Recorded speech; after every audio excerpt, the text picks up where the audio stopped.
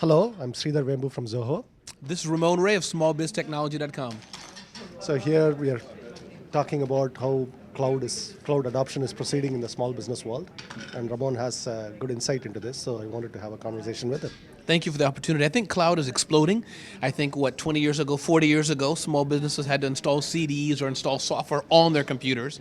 And I think what's amazing now, thanks to the cloud, is that now, whether it's on your mobile device, whether it's on your computer, whether it's a PC or Mac, whatever it is, I think as long as it's in the cloud, small businesses can get to it. So I think for me that's amazing, and I think as related to Zoho, that means all these tools that you guys have, email, CRM, databases, all these tools, that now it's accessible to anybody. You don't have to install it, don't have to worry about is it networked.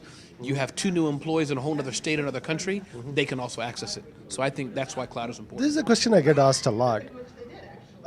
In what is the difference between the cloud adoption in SMBs in the US versus other countries? It's a question that I've paid some attention to.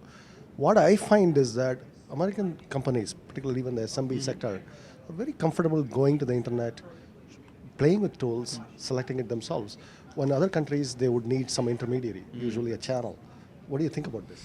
I think it's interesting. I mean, I haven't had a huge amount of other country experience. I have had some. I was just in Dominican Republic and Haiti. One thing I think of, it also depends on probably the area of the country, but I think that in a very developed country, I would assume their adoption is going to be a bit faster, such as maybe Korea or such as Europe. I think that especially I was doing some work at a nonprofit in Africa. Very interesting. What they had to do was put the information on a server, ship the server to the country, and then have people access that server with no internet. So I think you're right. For international small businesses, it's a challenge. One, lack of power in some countries. Two, lack of a stable internet connection in some countries. Three, lack of a fast internet connection.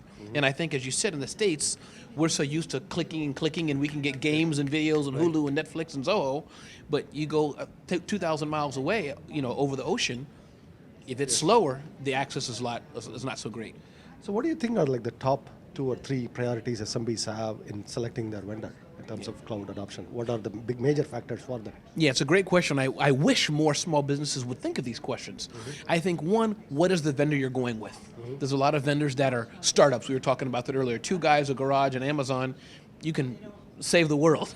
However, where are these guys hosting their data? Are they backed up? So it's really important, I think, to look at the vendor. I think point 2, it's very important to look at not only the vendor, but what is that vendor's heart for moving their software forward? Are they looking to innovate? Are they looking to make it better? And I think point 3, it's very important to consider how easy is that software to use. There's a lot of things that are in the cloud, but I mean, we may be geeks, but can your secretary, can your assistant, can that marketing person, do they find it easy as well? So I think the vendor, is it easy to use, and what is that upgrade path for that software?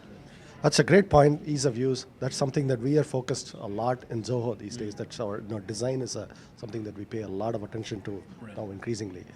And finally, a point about pricing. What is the price expectation of an SMB customer? What do they want in terms of overall value proposition? I think one of the best prices my wife gave me, that's free $99. I think that's the best price for small businesses. However, of course, that's not a sustainable model. So I think that the larger companies say, oh, it's only $499 a month. No small business that I write to can pay $499. That's a car payment. But I think $3, $9, $15, $20, now we're talking about. So I think something that you can easily put on a credit card that your heart doesn't jump, that's not like your cell phone bill maybe of $120 a month. But I think that under 50, under 20, I think that's a sweet spot, especially now. It depends on what's being offered, of course. If it's one little slice of a tool, very cheap or free. But if it's a nice suite, then I think something in that price range.